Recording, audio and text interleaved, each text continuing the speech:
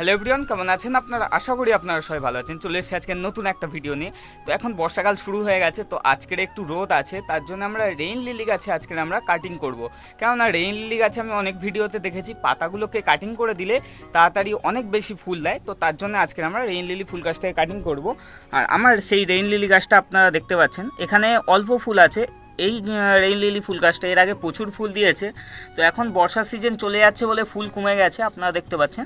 তো এটাকে আজকে কাটিং করে এর গাছের গোড়াতে আমরা কিছু খাবারও দিয়ে দেবো। তো চলুন ভিডিওটিকে শেষ পর্যন্ত দেখার অনুরোধ রইল। তো রেইন লিলি ফুল গাছ কাটিং করার জন্য আমরা এখানে একটি কাঁচি নিয়ে নিয়েছি। আমার গাছ কাটার যে কাঁচিটা সেটাই নিয়ে নিয়েছি। আপনারা চাইলে অন্য কাঁচি কিংবা ধারালো জিনিস দিয়ে পাতাগুলোকে খুব যত্ন সহকারে কাটতে পারেন।